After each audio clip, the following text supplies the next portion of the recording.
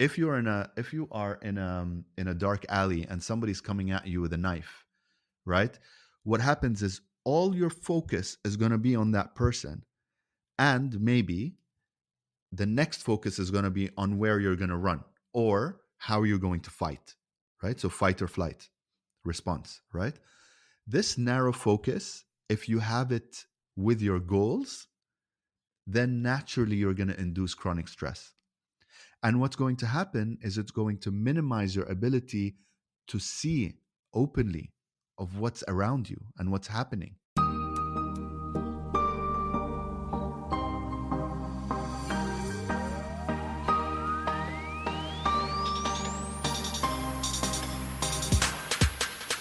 Welcome back to another episode on Find Joy with Joyanne, the podcast that is all about helping you live and lead a life with joy.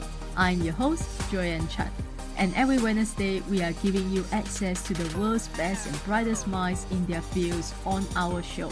Listen in as these leaders impart their wisdom, inspiration, and stories to empower you to live joyfully with intention, passion, and purpose, and celebrate the struggles and overcome the challenges we may face each day with the tools and insights that we are going to share with you. Whether you are looking to improve your relationship, find your passion, learn how to embrace the present moment, deepen your spiritual connection, or learn the magic of manifestation and law of attraction to attract more abundance, this podcast is here to guide you every step of the way. As your host, I am also challenging myself to dig deeper to learn and unlearn and ride along with you. We are not here to tell you how to live your life because it is your life. But this life is all that we have right now. So my friend, why not live our life to the fullest? So I hope these conversations and stories will guide and inspire you to live your life to your highest potential and a life that you are proud of as you continue to grow and evolve in your own journey. So if you are ready to start living a more passionate, purposeful, and joyful life, join us every Wednesday on Find Joy with Joyanne for inspirational stories, powerful message, fun conversations, and empowering thoughts with me and my special guests and friends. And now, without further ado, let's dive into today's episode. When he turned 40, he had a severe health crash and hit rock bottom due to severe burnout. After the mainstream medical world failed him repeatedly, he went on a mission to build himself back up again and embark on an amazing journey of self-discovery and mastery that completely changed the way he looks at performance and leadership. Fast forward to today, he is a high-performance master coach and helps successful, ambitious leaders and pro athletes perform at peak levels in the vital area of their life while they consciously lead and ascend to the next summit. He's also a serial entrepreneur, investor, and most importantly, a husband and a father. He's the creator of the 10 Pillars of Life Mastery and the Ascension Method, and also the host of the podcast show Chronic Stress to Joy. So he's here today to empower you to experience unwavering joy and true inner freedom while you continue to achieve at your highest and fullest potential. So ladies and gentlemen, help me in welcoming my new friend, Arsalan El Hashimi. This episode is sponsored by Get the Law of Attraction. If you have been listening to this podcast, you will know that I am a big believer of the universe and the law of attraction. Get the Law of Attraction is a spiritual and inspirational company that gives you something really good like chocolate chip cookies to feed your soul and your mind every single day. They provide daily Instagram posts and reels on the universe, gratitude, spirituality for your headache life. They also have an educational course on the Law of Attraction and Gratitude Journal, and their links are in the show note below. Go to their website and use promo code Joyanne, Joyan, when you sign up to get $25 off.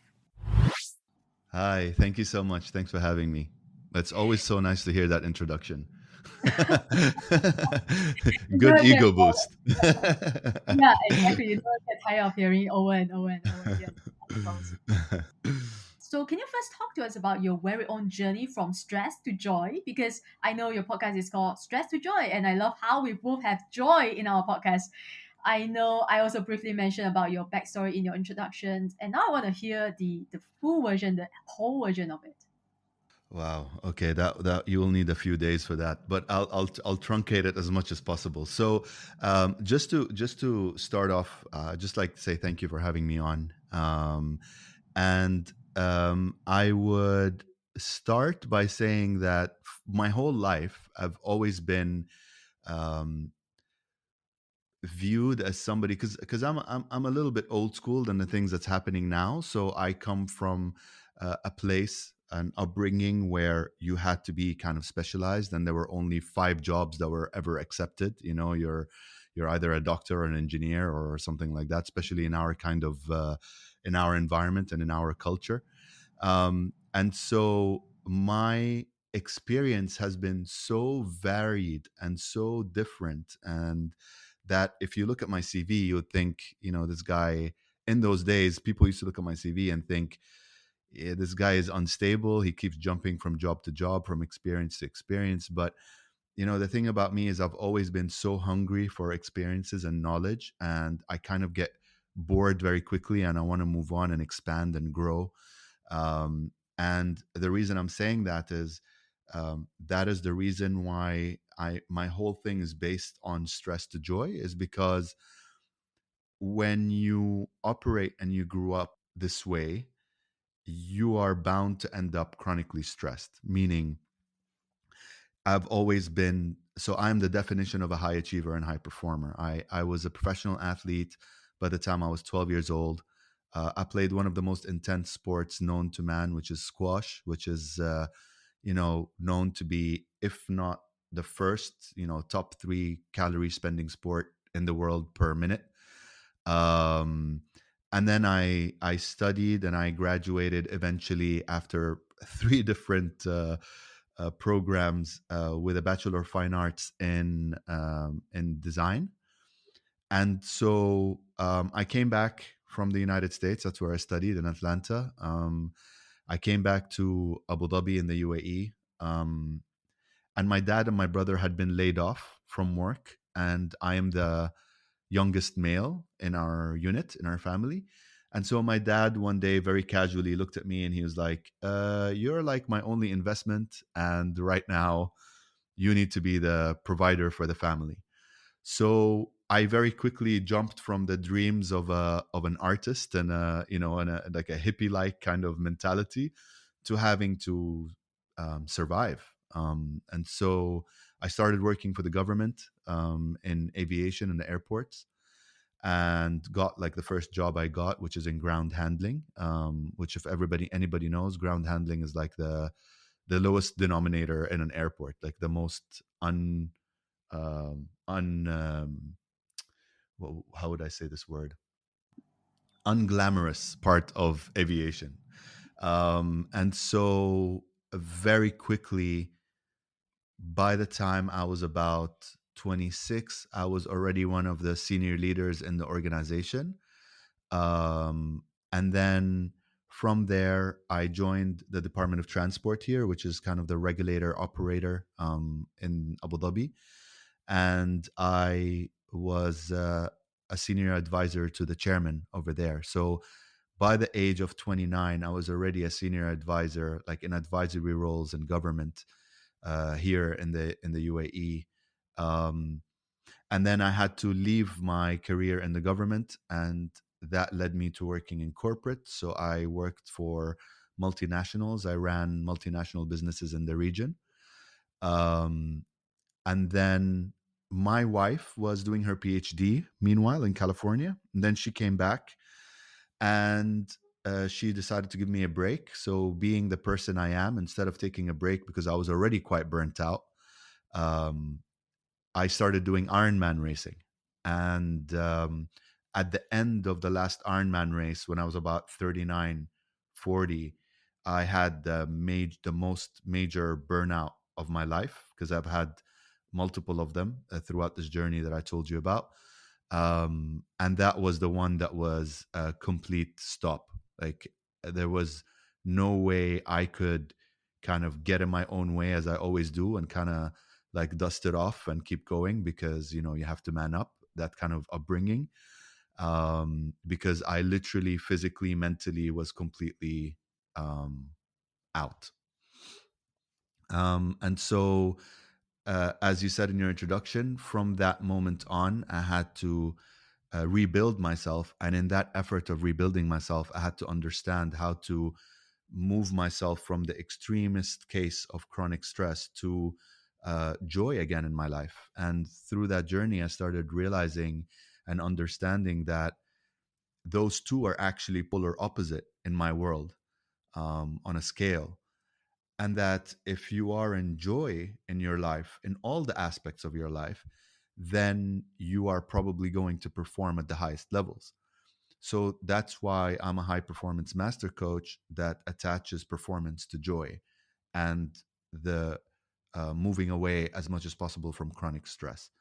Through this journey, I discovered that there are multiple pillars in your life that are your stressors.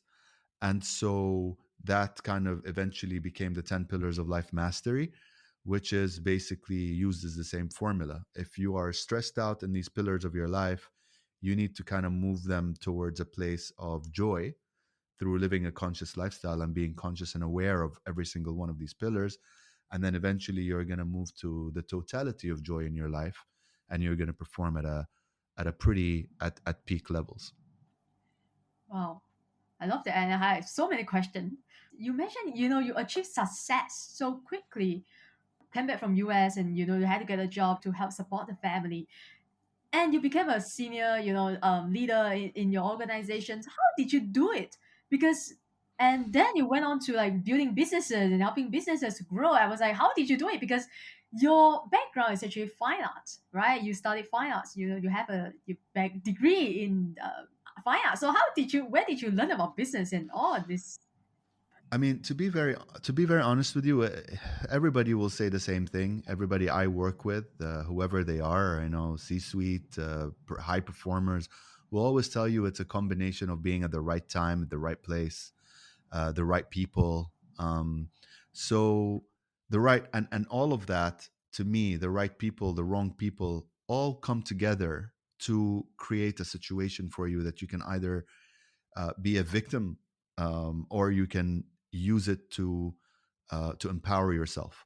And so I was in complete survival mode to start with. So it was a matter of,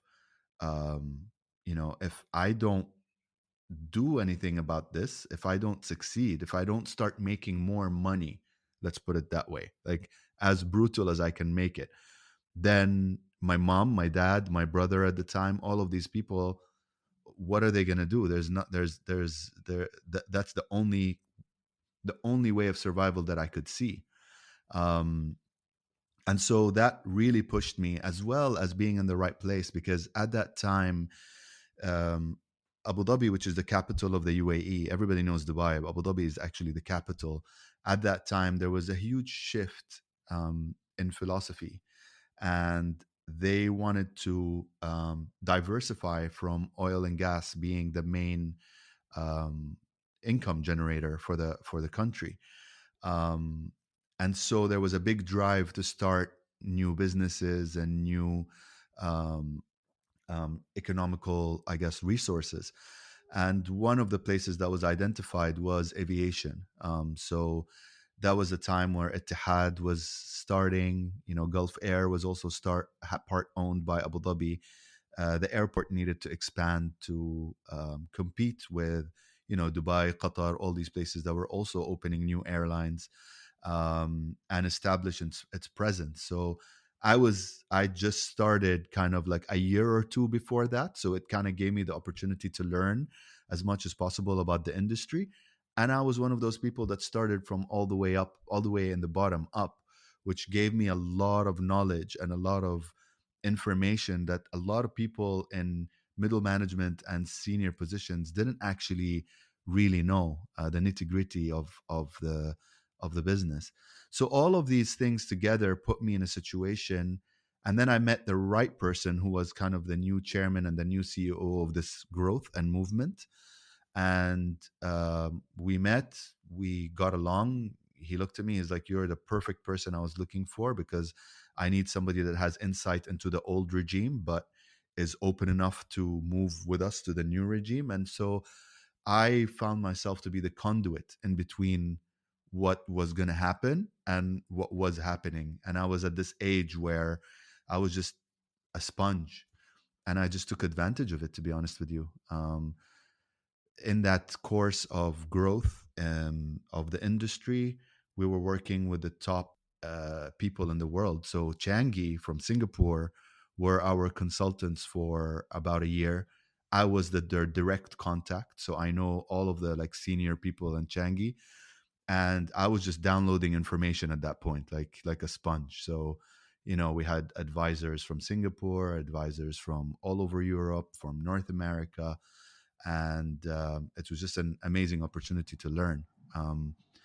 And being the person who I am, I just was taking every opportunity I can take. Yeah, I love that. Because a lot of people, they see successful people, they just think they are lucky. But luck is when preparation meets opportunity. You have to be prepared when opportunity comes, right? If you are not prepared, and even the opportunity is here, opportunities are always here, around you. But if you don't see it, you're not gonna go for it. I don't believe luck exists, to be honest with Yeah. you. I think it's a fictitious word created by people that are in victim mode Mhm. to explain why they don't have something, Yeah. right? Yeah. It's kind of like putting the blame on something else that exists somewhere that Totally. takes the power away from you. And the reason why I don't believe in it is because I'm all about human empowerment. Mm. And if you want to be an empowered human being, you need to be in cause, which is empowerment, not an effect, which is victimhood.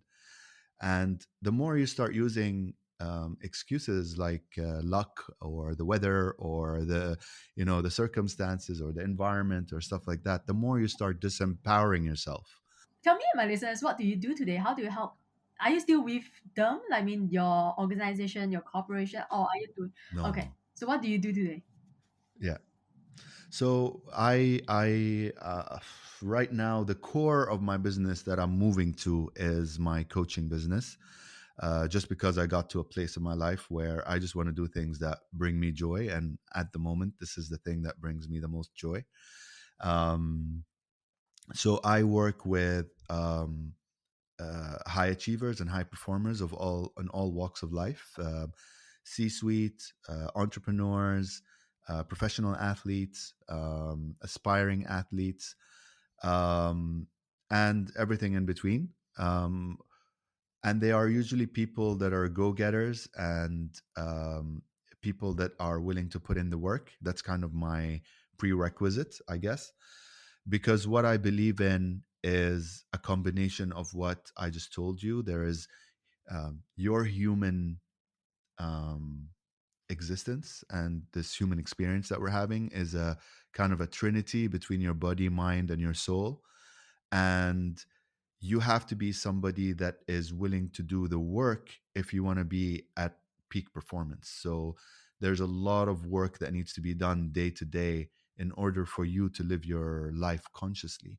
I think a misconception in conscious living is that it is kind of the surrenderism where you just think let things go and things will materialize in your life. But what I believe is that you need to be the best version of yourself in order for you to attract and manifest the best things in life. And so I'm a believer that there is work to be done constantly along these 10 pillars that we're talking about in order for you to be in a place of uh, receivership and receive the kind of manifestations that you're imagining in your mind. Yeah, I totally agree. I'm on the same page with you because it's all about becoming the person that achieve the goal, right? It's about becoming the person that gets what you want. Yes, So you yes, absolutely. and you have been, I'm also a high achiever, by the way. You have been a high achiever the entire life in all aspects. And now you are a high performance coach. So my question is, what is the difference between high achiever and high performer? Is there a difference? I think there isn't that much of a difference. I kind of use it interchangeably, but a high A high performer is somebody that performs at a high level, right? A high achiever, most of the time when I use it, is somebody that attaches um, their self worth to Mm. achievements. This is my own distinction. If you're asking me personally, it's not. Please don't quote me on it. It's not on. It's not on any kind of dictionary. But I that's how I look at it. A high performer is somebody that's just concentrating on their performance, and the results are whatever they are, right? Because they're enjoying the journey and then they're enjoying the doing of everyday aspects, like we said, the 10 pillars of stuff. Um, and the high achievers are people that I use a term called the high achieving curse, which is exactly that, which is a lot of us. The reason why I was so chronically so you would definitely relate to that, is that we've been taught since we started walking, probably, that you are not fully worthy unless you have been successful at your achievements. And that, I think, is the most dangerous thing, and the reason why a lot of people are chronically stressed and severely unhappy, because of attaching their self-worth and their self-love to goals, and the achievement of these goals. Yeah, I totally can relate to that. And I'm aware of that. So I'm sure we all, as high achiever, we can relate to this. How can we stop asking ourselves the question of what is next? You know, and because I constantly ask myself, what is next? And recently, I can share with this, my listeners, they know about it. I recently I hosted a 3 day summit, a global summit, and I had like 10 over speakers come and speak at my summit. And once the summit is over, because I worked so hard for the summit, I work like days and nights and for months. And once it's over, my first question is, what is next? And that was crazy. So how can we stop asking ourselves that question and really just pause and celebrate and really just enjoy life and without having to achieve anything at any time, at anywhere? Have you ever heard of something called your driving question? I think similar to that along the line, yes. So most of my work revolves around living a conscious lifestyle. Yeah. Okay, in order for you to live a conscious lifestyle, you need to understand why you were unconscious in the first place, Mm. right? So what ends up happening, let's call them a conscious mind and an unconscious mind. So what ends up happening is your unconscious mind, which is, by the way, 95% of you, you're operating 95% of the time unconsciously, right? Yeah. So what ends up happening is you receive certain programs when you are from the age of 0 to 7 that basically lock in almost around the age of 7, and it becomes your personality, right? Everything from that day on, when you're living consciously, you're basically, all you're doing, unless of course you've done work on this, all you're doing is reconfirming what you've learned from the age of 0 to 7, right? Yeah. So most people, most high achievers, have learned that their self-worth is attached to their achievements. So this question, what's next, right, is a driving question, which is basically at the base of all of this conditioning, right? A lot of the work I do is actually finding out that question first and changing it into a better quality question. Okay. So people that ask that question have to understand where that question comes from in terms of their upbringing. And then once you can address that question at that level, you can change it to a better quality question, which you can start programming into yourself and asking yourself that, right? Because it's all about this. This is what I meant by bringing the unconscious to conscious. So now you know the question, you're conscious of it. What are you going to do about that question is to change it and to kind of reinstall it into your subconscious so that you're asking a better quality question. Mm. Yeah. Yeah. So because I am actually conscious and aware of, so right now I will ask myself a question. I will consciously making the effort to ask myself a better question. Like, every day in the morning, I will ask myself what makes me happy, what brings me joy to that, you know. So the other question that I have is I want to go back to what you said earlier about surrender, about surrendering. And again, this is something that is very hard for me as a high achiever to lean into surrendering. I tried, trust me, I tried. So what is surrendering? How would you define it? And because for people, again, for people who are goal oriented or ambitious or high achiever, the word surrender just doesn't sound good. Why do we need to Doesn't surrender? resonate. Yeah. Why do we need to surrender? I mean, I would tell you why you need surrender by explaining what's the opposite of surrender, right? What is it that you're getting in the opposite side of surrender? So in my career, every time I thought I had it all figured out and I knew what I wanted and this is what's going to make me happy, right? I've come to a point where I've lost it, and because I lost it, I had suffered greatly mentally and physically. Okay. So when I lost the job in the airport, I literally had an identity crisis after that. Okay. And then afterwards, I joined the government for three, four times the salary and three, four times the position and everything that came with that. And then I lost that after about 2 or 3 years. And then I had an even bigger crisis, right? And then corporate, and then Ironman, and then all of that, right? Eventually, when I got to the point of wanting to heal, I started realizing that every single one of these points was absolutely necessary for me to be the person I am at this time and to do what I'm doing right now, right? So, this is what we call hindsight, right? In hindsight, if I knew that when I was in the airport and I left, I was going to get a much better opportunity, I probably wouldn't have wasted 2 years of my life in depression, right? If after the government, I knew in hindsight that after I lost that, I would have worked in a multinational, flew all around the world, and had that kind of experience, I probably wouldn't have fretted, right? So, in every single one of those things, I realized that sometimes we just need to let go and understand that the good and the bad in your life is there for a reason, and it's there to build you up, and it's there to make you stronger, and it's there for you to learn a lesson.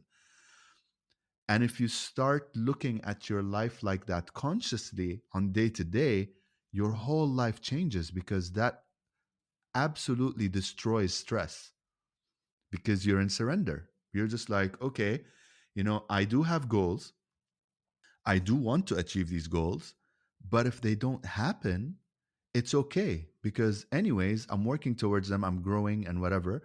And whatever life throws at me, or the universe sends me, or God sends me, or whatever you believe in, right, is gonna make me better anyway. So I might as well not worry about it and just enjoy the path, right? But we are still gonna work on So, the so goals, right? yeah, yeah, absolutely. Yeah, don't worry, don't worry. Yeah, yeah, don't panic. You're still gonna work. Listen, I'm a strategist. I'm a very goal-oriented person, right? Like, my whole career has been based on brand strategy and, you know, uh, strategic advisory and things like that. And I lead my life exactly like that. The only difference between being in surrender and not being surrender is that I don't attach anything to the success of these goals, right? They're there, I'm working towards them. And the thing is, one of the symptoms of chronic stress, is called tunnel vision, right? So if you are in a dark alley and somebody's coming at you with a knife, right, what happens is all your focus is going to be on that person, and maybe the next focus is going to be on where you're going to run or how you're going to fight, right? So fight or flight response, right? This narrow focus, if you have it with your goals, then naturally you're going to induce chronic stress. And what's going to happen is it's going to minimize your ability to see openly of what's around you and what's happening. Most people that are so attached to their goals cannot see other opportunities, cannot see other things that are being sent to them, cannot read signs, cannot understand what is happening around them that could be a signal or a sign that they're headed the wrong way. Because all of us think in this human experience that we're having that we know the answers, we know what's right, we know what's good for us, we know that we need to, but what if it's not? And in our lives it's been proven that it's not.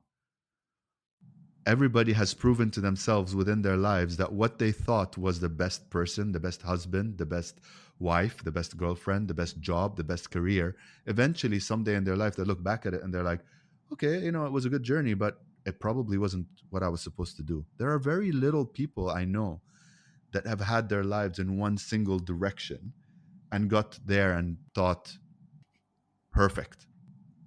So surrender is a combination of all of these things and so much more. I talk about this. This is in the Ascension method. It's a 4-step program. Step number 4 is surrender, because as a high achiever and a high performer, if you don't get to that point, you're always going to be chronically stressed, especially with that type of personality, the type A overachieving personality. You're always going to be chronically stressed if you don't get to the point where you just kind of just let go and enjoy the ride. And so you talk about tunnel vision and you are not seeing what is around you, And so my question is, shouldn't we stay focused on our track and just, look at what we really want to achieve instead of being distracted by other shiny objects, for example, or getting distracted by other people? There's a very big difference between being focused and being distracted and surrender, Okay. right? Surrender does not mean a lack of focus. Mm, Surrender means that you are focused on your goal, but at the same time, you're open to everything else, right? And not being closed. okay. And you need to understand, as a high achiever and a high performer, how can I create that balance? Because at the end of the day, it is a balance like anything else. How can I be focused on what I'm doing and be able to discern the things that are happening for me and the things that are distractions and where they come from? And this all has to do with this balance between the unconscious and the conscious. If you're consciously devoted to this task at the moment, then be consciously devoted to it and be absolutely in the moment. But also understand that if something comes in at a spiritual level, where is it coming from? Why has it entered my consciousness? Is it something that's entered my consciousness because of a negative reason, or is it something that's entered my consciousness of a positive reason? The more you start doing work in living consciously and being aware and being um, open, the more you start being able to understand the difference in the quality of these energies, right? Yeah. And just being open to them without losing your focus. Okay. You mentioned about conscious living throughout our conversation. I just want to make sure my listeners know what you're talking about. So, how would you define conscious living? I mean, you can in this context alone, you can interchange the word conscious with aware. So when you apply that to the 10 pillars of life mastery, and the 10 pillars of life mastery, just for the listeners, it's a combination of body, mind, and soul stuff. So nutrition is in there, movement and exercise in there, sleep and recovery, but also there is spirituality, there's relationships, there is all of these different things. There's 10 of them. And so if you are able to be live your life in awareness of these things, then you, as a totality, you're going to be living a life that is aware as a whole versus living unconsciously. So let's say, for example, I'll give you an example. If, let's say, something simple, like you want to lose weight, okay, and you are this person that's been trying to lose weight their whole life and haven't been able to. So you see yo-yo diets and ups and downs, and they lose weight and they gain weight. This is very known in the nutrition world. And you come to the point where you speak to somebody like me that's telling you the reason why you're not losing weight is that you are unconscious most of the time. So the reason why you reach to the cookie or you reach to the chocolate or you go to McDonald's instead of cooking a food is because not because you're a bad person or because you are, you don't have focus or you don't have self mastery and any of that. It's because there is an unconscious program in the background not allowing you to even lose weight, right? In application, I've had a client, a lady who has been struggling with that for a very long time. And what we found out, just to be very quick, was that she was abused a lot when she was a child. And I'm not going to go into any descriptions. And what happened was putting on the weight was a self protection mechanism, right? And most of the time, people that are overweight have a self protection mechanism against losing weight, especially if they are really struggling to lose it, right? And so what we identified is that no matter how much she tried to lose weight, there was something working against her. And that's what I mean, the unconscious and the conscious. So unconsciously, there is this self protection that your subconscious mind imposes on you. And remember, we said the unconscious and the subconscious combined together are 95% of you. So they're going to win the fight, regardless of how much you try to make an effort consciously in your life to eat better, to whatever. At the end of the day, they're going to win the fight because you're going to get to what's going to happen is you're being protected against losing weight. And you're going to take this journey into losing weight, right? And then when you get to this point where you're looking good and you're happy and you feel good, the subconscious is going to be like, oh, no, no, no, no, no, that's not good. Like, I need to protect you against this because when you're like this, you're going to get abused, right? So I have to return to here to protect myself. And that's what ends up happening. This is the yo yo dieting and the not ability to lose weight or the not ability to marry the right person or the inability to attract the right career or the right purpose and all of these things. It's all because there is a subconscious program in there that's protecting you from getting there because it sees that as a threat. Wow. Right? Yeah. So living consciously is moving from that realm to this realm, free from these things. That's the reason why I became a master hypnotist and a master NLP practitioner and a master timeline paradigm practitioner, and I study neuroscience and all of these things, is because when I started recovering myself after the Ironman thing I told you about, I realized that all of these ups and downs in my life was created by me. And if I want to take ownership of it and stop blaming other people and the country and my bosses and everybody that I was blaming, I had to understand why I'm doing it to myself. And I wasn't consciously doing it to myself. Consciously, I was trying to just work and survive and do stuff and whatever. And then I realized, okay, then there must be something within me that's stopping me from being the version of me that I would like to be, which is be able to do all of these amazing things, but at the same time be happy and joyful and not stress and not, myself in these situations where I'm falling apart and burning out all the time. Well, I love that. So, because my listeners, they are mostly coaches, entrepreneurs, business owners, or leaders. So, can you share with us some key principles when it comes to high performance? How do we perform at our how do we function or perform at our very best on a daily basis? Because, as business owners, as entrepreneurs, we have to do the work. We have to show up for ourselves. We have to show up for our clients every day. We have to put ourselves out there. And we have to show up for manage a team, and just so many things to do. How do we function at our very best without driving ourselves crazy to chronic stress and burnout? I think you start first of all by understanding why you're doing what you're doing, right? On an unconscious level. Why are you doing what you do? Are you doing it? Um, I call it from a toward strategy or from an away from strategy. Are you doing it because it's bringing you joy and happiness and all of that? Or are you doing it because you're running away from something? Right? So I find that a lot with people that are doing like PhDs and things like that. And I ask them, why are you doing it? And most of the time, they're doing it because of what society thinks of them, or because their parents expected them, or, and this happens not just with PhD people, with a lot of high achievers. That's why they're high achievers. It's because something is driving them to be somebody that they don't actually really want to be.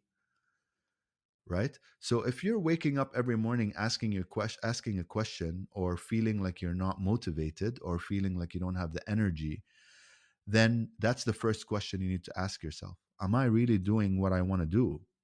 Is this really bringing me joy? Am I doing it because it's what I aspire to be, meets with my values, is aligned with my purpose?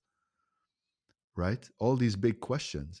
And then you're going to get an answer of yes or no. If it's a yes, the answer to your question, if it's a yes, then you have to start looking at your life along the 10 pillars. Take the 10 pillars assessment, from my perspective. This is how I do it. And you can go to my website. For your listeners, you can go to my website, and the 10 pillars are there, right? And a simple exercise is you look at your 10 pillars and you give yourself an assessment out of 10. Just a self-introspective assessment, but really introspectively, and be honest with yourself, because this is about you and moving from survival to thrival, right? And you will see some of them will probably be really high grades, and some of them will probably be really low grades. And then you will see the imbalance. And you can then very quickly look at it and think, okay, I need to work on this. I need to work on this. I need to work on that. Okay, let's say it's nutrition. I don't do too many spiritual practices, whatever that seems to you. It could be prayer, breath work, meditation, whatever it is, right? I don't eat well during the day. I don't eat clean most of the time. All of that stuff. Eventually, again, if the answer to that first question is yes, right? You look at all these things, and then you will definitely, if you're feeling like you have the right purpose and you're doing the right thing and whatever, and you're still waking up thinking that, asking these questions and worried about burning out and worried about these things, this is your stop. The 10 pillars of life mastery, you assess yourself, and you will find out what are the things that are pulling you away from your sustainability and resilience. Let's call it that way. Because what you want to be is, you want to be sustainable and you want to be resilient. They're both attached to each other. As a high performer, you want to be able to, achieve on a graph like this rather than that, right? We're talking joy, chronic stress, joy, chronic stress, joy, chronic stress. We want to be almost stoic in our approach to performance. So you want to be joyful, you want to be okay during the day, not going ups and downs. And when you go down, you realize it and you go back up slowly and stuff. That is practice, work. You have to have a morning routine. You have to have a night routine. You have to eat well. You have to treat yourself well. You have to have great relationships. You have to take a time out. You have to have friendships. You have to go enjoy yourself. You have to have a pastime, a sport, something that you enjoy doing. You have to work on your relationships at home, whatever that looks like. If you're a parent, you need to work on your parenting. You need to work on these things slowly, incrementally, until you become the best version of yourself, right? But that work alone, if you do it sustainably, slowly, every day you'll feel better and better and better and better, right? Now, the other side, if you ask that initial question to yourself and you realize that what you're doing is not aligned with your purpose, then the first thing you need to do is start realigning what you do with what brings you joy, and understand how to move away from the things, the reasons why you're doing what you're doing for a negative reason. Move it to a positive reason. So I'll give you an example. I worked with a fighter who got to the point in his career and kept getting injured repeatedly. And from a physical assessment perspective, there wasn't really anything going on. The normal thing that they tell you, tendinitis, tendinosis, inflammation of whatever, which to me, from an athletic perspective, having had like maybe 7 or 8 surgeries already, it's basically somebody telling you that they don't know what's going on. There is an inflammation somewhere in your body. They don't understand why. And, maybe if we cut you open, it will be better, right? But when I started talking to him, I realized that maybe, perhaps, if we align him with a better purpose of why he's fighting, which is a very interesting perspective, right? You look at fighters, MMA fighters or whatever, and you see them in there and they're in the most vicious kind of circumstance. But a lot of them are really, really nice guys, like really nice guys, right? And they would never hurt a fly, right? And so when I was talking to this guy, I realized there was a misalignment between what he was doing in the ring and the purpose of what he was doing, right? And where he wanted to be. And it aligned with the kind of symptoms he had: inflammation, irritability, anger, disillusion, unhappiness, anxiety about the future, all of these things that come from you being aligned with a purpose that's not yours.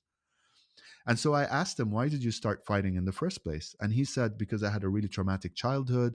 I grew up in an area in the world that was at war, and I just wanted to get out of there. And I was bullied a lot and kind of like mistreated when I was a child a lot because of the stuff that was going on around. And that was my escape. So imagine now he's one of the top fighters in the world. And still with that mentality, I'm fighting because it's an escape. And that's a very negative driving force. Yes, it helped him at the beginning. Yes, it got him out of the ghetto. Yes, it got him to a place where he's making millions now. But it's time to change that energy. Now you've gotten to where you've gotten. God bless you. Amazing journey. This was great. I acknowledge the fact that you had to go through that in your journey to get to where you are right now. But now that you are where you are, can we change your purpose and realign it with something positive? So when we started talking, I kept hearing this child thing come over and over and over again. And so I asked him, what if we align this to, would you like to work with children? And he's like, absolutely.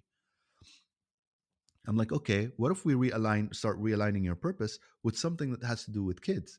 Be um, be something that is an inspiring figure to kids, rather than be on social media acting like a crazy person, trying to act tough and being this egoistic person that you don't even align with anymore. It's making you unhappy.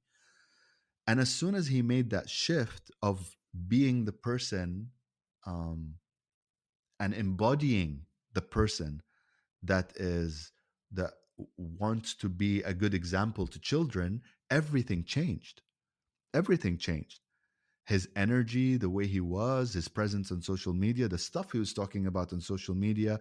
Even his coaches were telling me, man, this guy is training completely differently. He's like a child all of a sudden. He's just having fun. He's joking with everybody. He's not angry all the time in the gym and, bringing that anger with him that was feeding him all along. And regardless on whether this is going to make him a better fighter or not, I believe it will, right? Because he has a bigger purpose now.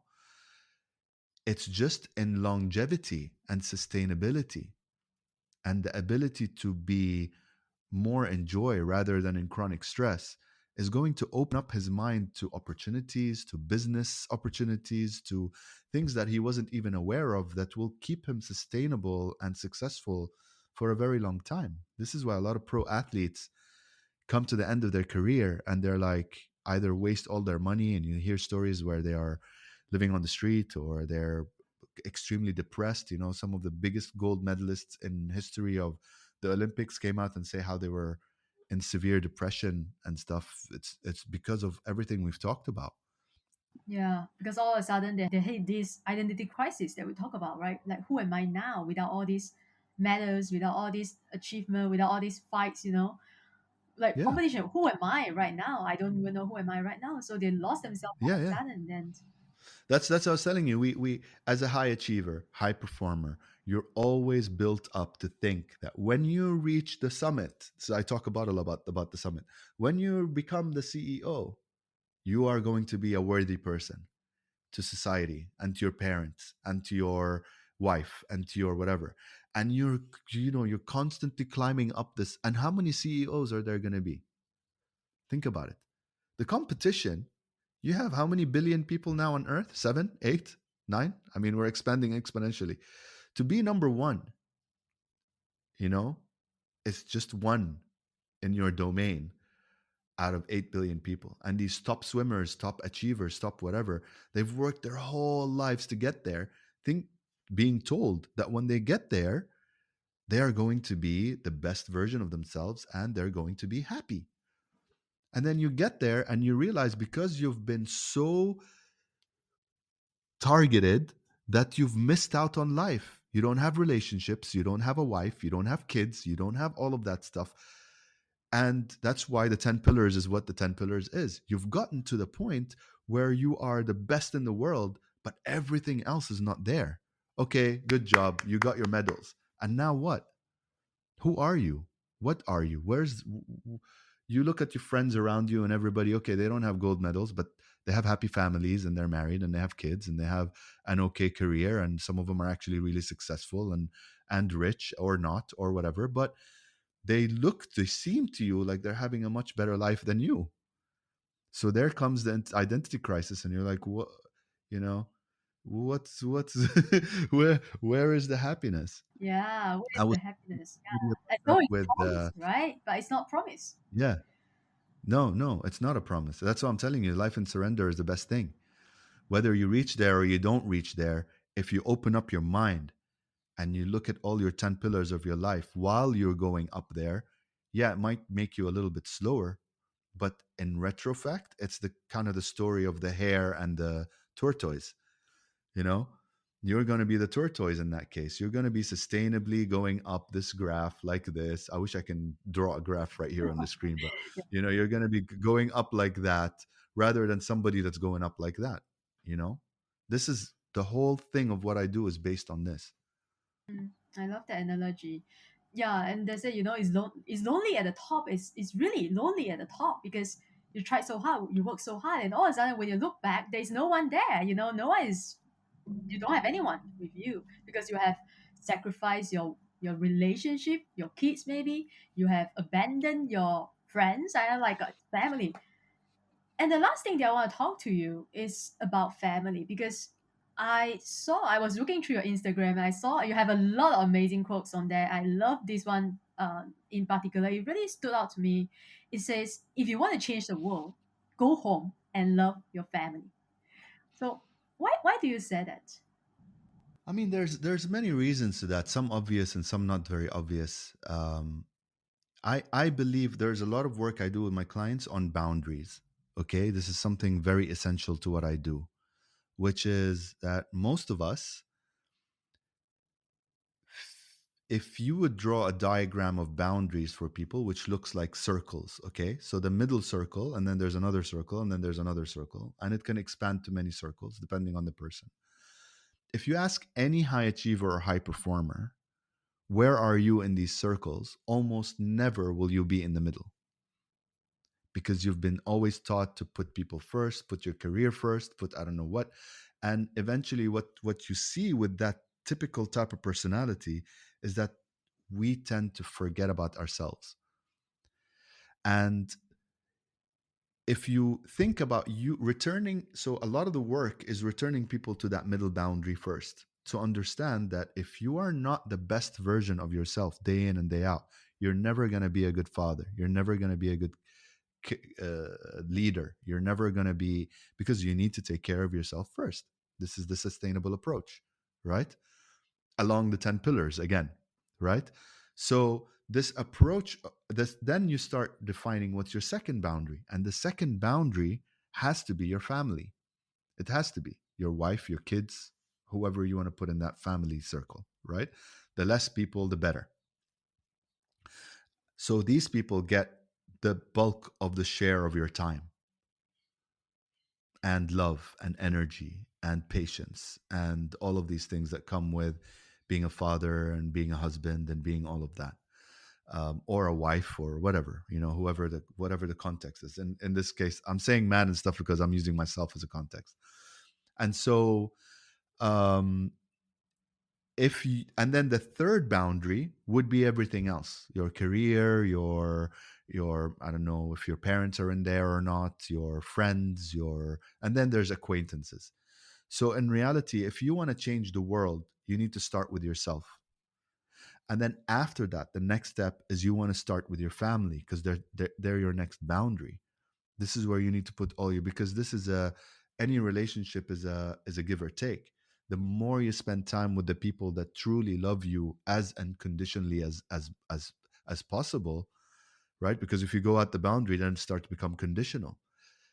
The most people that care about you unconditionally are probably going to be your kids and your husband or wife, right? So if you spend a lot of time there, then that is also going to affect the world.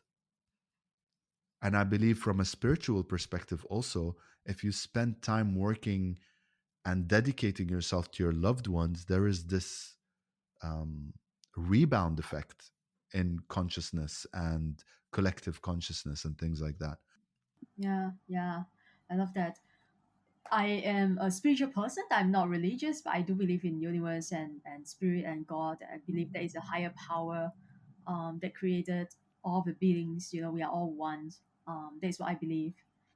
And I know I have a lot of questions, but is there anything that you really want to talk about? Perhaps I didn't ask you or didn't let you. What is your last message or something that you really want to talk about? I mean, the most thing I talk about, if you ask me that question, is that ultimately, let's talk about spirituality, okay? Ultimately, what are we doing here, really? No You know? idea. Yeah, I mean, ultimately, that's what everybody's trying to figure out. What are we doing here? And that's an absolutely spiritual level question, right? And most people, whether they believe in this stuff or they don't believe in this stuff, eventually will come to a point where they'll question their purpose, whether they are on their deathbed or before that, or when they finish their career or when they become parents, whatever. At some point, you're going to come to a point where you're going to be like, what's my purpose? Right? To me, at the end of the day, it's all about being conscious of why you are here in the first place, right? And why you are here in the first place, if you believe in spiritual teachings, even religion or anything, this is kind of what I've extracted from everything all together, and science and neuroscience and everything, is that in reality, what we are trying to experience is joy. And even the worst things that have been happening in the world, like wars and the worst things you can hear about, serial killers, serial rapists, all that stuff, they're actually doing what they're doing in a twisted way of trying to bring joy and find love and find acceptance and find all of these things, right? So the way I see it is, our journey in our lives, as in this human experience, the spiritual side of it, is trying to find joy on a daily basis, right? We've just been taught to assign joy to different things along our way. So it's just, at the end of the day, being conscious is acknowledging that you have a choice, and that choice should be you going towards joy, and what brings joy to you, what brings joy to other people. So my message is always, just be conscious of any single moment in your life, any single decision, anything you say to people, anything you do on a daily basis, what your job is, how you treat your family, how you treat your friends, has to be from a perspective of consciousness rather than unconsciousness, and being aware of what you're doing and aligning that to your purpose of joy. And eventually, what's going to happen is, if every single person works on this, then collectively, as a human race, we're going to be in a much, much, much better place. I love it so much because it's really aligned with what I'm doing. Because my podcast is called Find Joy, Joy, and so I ask myself the question a lot, like, what is my purpose for being here? Like, why am I here in the first place? Like, what is my sole purpose? And the answer that I always get is, you're here to bring joy to the world. And that was before even that was after I actually started my podcast. Before I started, because I was actually depressed as well. and I wasn't happy. I was, I was someone without a purpose. So then eventually I recovered from my depression. I found my purpose, and I started coaching. I started my podcast, and so now I ask myself the question still, like, why am I here? Because I want to do more. I want to be more. I want to show up more. Because I don't want to waste my time in, just living an unconscious life. So that is my question. That is my answer that I always get, is to bring joy to the world. So I love everything you just said. It's so aligned with what I'm doing, what I believe in. Yeah. I mean, So what is your purpose, if I may ask? I think honestly the word purpose is a very, very loaded question at the moment. And to me, simplifying it is the best tool that we can have as a human race, really. And to me, everybody's purpose is the same purpose. We're all here to do the same thing. We're all here to find love and joy and unity and harmony and all of these things. And we're all on our own independent journeys to get there eventually. Um, so my purpose is aligned with that. My purpose, which is the highest level of my existence, is to just find joy in everything I do. First within myself, first and foremost within myself, and then kind of extend it outwards to everything that I touch and everything I do has to come from that perspective. Beautiful. Thank you so much. Thank you so much for taking your time out to be with us today and sharing so generously and answering all my questions. So we always end with our final five rapid fire questions. And every question has to be answered in either one word or one sentence maximum. Okay. Shoot. So it's rapid fire. Rapid fire. Shoot. First question. What is one thing you wish you knew earlier? Living consciously. Knew it. Second question. If you could live your life all over again, what would you do differently? Absolutely nothing. Love it. Wow. I Beautiful. honestly can't think of anything I'll do differently. Wow. Third question. What is something you're trying to learn or curious about right now? At the moment, I am learning to um, learn how to be more successful. If that makes sense. Yep. The next question is, if you have 5 minutes and the whole world was listening to you, what would you say? 5 minutes? Okay. Um, the most important thing, No, I mean, you can just summarize summarize what whatever. you want to say. Okay. I would say what I have is like 5 minutes. You're putting me on the spot.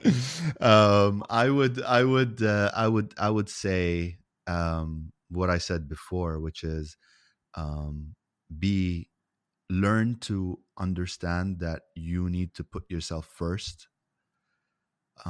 It is not selfish. It's actually one of the most selfless acts you can do, with the purpose of finding joy within yourself and learning how to use that internal joy to extend outwards into everything you do and everything you touch, and be very aware of your choices and your actions and change them from reactions to actions, and be very conscious that you always have a choice, always. Wow, it gives me goosebumps just hearing that. The last question is, I'm sure you love this. What brings you joy? um right now, just being 100% unapologetically myself, and understand and working on myself enough to be the best version of myself without the chronic stress. That's what brings me the joy the most. I'm a nerd like that. I love the work. I'm sure a lot of people, they want to work with you or connect with you or get to know you more. Where can I send people to you? My website is www.arsalan, like my first name, arsalan.co. And I'm on Instagram and LinkedIn, mostly. They can find all these links through my website. So I think that the landing page would be my website, and then they can find me wherever they want to find me. All right, guys, I hope you love this episode. I'm sure you love this episode just as much as I do. Go follow Arsalan, go to his website. I think he has a free session for you to book with him as well. Make sure you do the test and listen to his podcast. Check out all the amazing things that he is doing. This guy is truly rocking it, and I will put all his link in the show note below. So make sure you go check it out. If you want to learn more about what I do and connect with me, follow me on Instagram as well, and visit my website joannchan.com. We release new episode every Wednesday. So if you haven't subscribed yet, make sure you hit the subscribe button so you never miss another amazing episode. And I will always leave you the same way as I leave with every other episode. Show up. The world needs you and you need you. Thanks for listening, and I wish you all a joyful and amazing day ahead. Thanks again to our sponsor, Get the Law of Attraction. Follow them on Instagram for daily spiritual enrichment and encouragement, especially if your spiritual ice cream cone is melting a bit. You will get a fresh scoop of your favorite flavor of spiritual encouragement and insights. Find Joy with Joanne listeners will get $25 off when you go to their website and use promo code Joyanne, Joyan, when you sign up for their Law of Attraction course and gratitude journal. Once again, that is Joyanne, Joyan, for $25 off, and their links are in the show note below.